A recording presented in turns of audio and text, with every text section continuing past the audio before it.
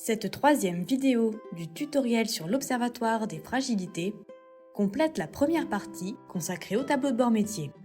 Nous allons maintenant nous intéresser aux fonctionnalités communes au tableau de bord métier. Pour rappel, les tableaux de bord métier sont accessibles depuis la page d'accueil du site de l'Observatoire. À titre d'exemple, nous choisissons le tableau Service social en cliquant sur la carte correspondante. Les tableaux de bord possèdent chacun leurs indicateurs, mais leur principe de fonctionnement reste identique. Cliquons sur « Accéder au tableau de bord ». Les indicateurs de la liste ont été sélectionnés en fonction des besoins métiers. Par défaut, le tableau s'ouvre sur le premier indicateur de la liste, la dernière année disponible et la totalité des tranches d'âge.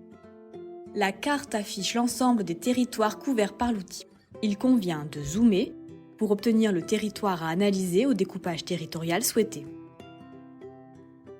Le découpage peut s'effectuer jusqu'au niveau de la commune. Intéressons-nous maintenant au filtre.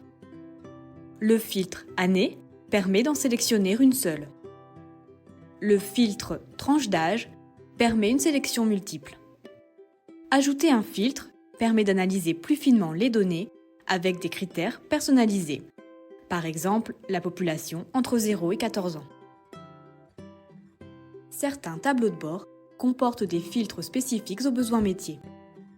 Le bouton « Tout supprimer » efface l'ensemble des filtres choisis ainsi que l'affichage par défaut de la dernière année disponible. La gestion des filtres peut être affichée ou masquée via le bouton « Filtre ». Le bouton « Impression PDF » en haut à droite permet par défaut un export du tableau de bord courant. Il est possible d'exporter l'intégralité des indicateurs en sélectionnant « Tous » ou une sélection en choisissant « Personnaliser » et en sélectionnant les indicateurs. Il faut ensuite cliquer sur « Valider ». Nous allons à présent découvrir des fonctionnalités nécessitant d'être connectés. Le bouton « Gestion des permaliens » permet de sauvegarder et partager un tableau de bord réalisé. Pour effectuer une sauvegarde, il suffit de la nommer et de cliquer sur « Créer ». Il est possible de voir la liste des sauvegardes disponibles et d'en mettre une en favori. Les sauvegardes ne peuvent excéder 30 jours. Pour chaque sauvegarde, un permalien et un QR code sont générés pour partager l'analyse. Revenons à la partie centrale du tableau de bord. La sélection d'un critère dans l'une des zones actualise automatiquement l'ensemble des autres données des autres zones. Par exemple, nous pouvons sélectionner un territoire dans le tableau de données en cliquant sur « Valider ».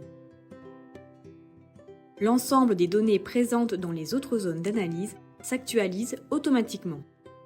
Les filtres chargés peuvent ensuite être supprimés en cliquant dans la barre des filtres. Dans chaque zone d'analyse, on retrouve un certain nombre d'outils. Le survol de la souris permet d'afficher leurs fonctions. Concentrons-nous sur le tableau de données. Il est possible de modifier le nombre de lignes affichées et de sélectionner un ou plusieurs territoires en utilisant la barre de recherche. La sélection s'ajoute entre parenthèses dans le bouton « Valider ». Lorsque l'on clique dessus, elle s'affiche sur la carte. Le bouton « Exporter la statistique » permet de télécharger des documents au format XLSX ou CSV. Deux types d'export sont proposés, données détaillées ou agrégées. Il ne faut pas oublier de cliquer sur « Valider ». Rendons-nous maintenant sur la carte. Le bouton « Outils de sélection au lasso » permet de dessiner une sélection. Il est également possible de sélectionner des territoires en cliquant directement dessus. L'outil « Sélection au lasso » fonctionne aussi sur les graphiques.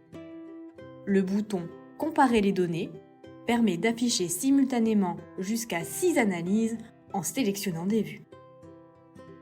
Le bouton « Imprimer » permet d'exporter une zone d'analyse sous forme d'image au format PNG.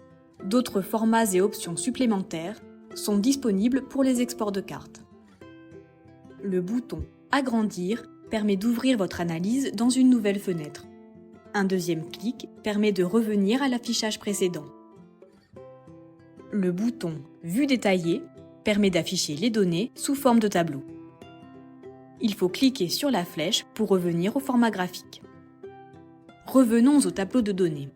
Le bouton « Informations » affiche notamment la source des données et le mode de calcul.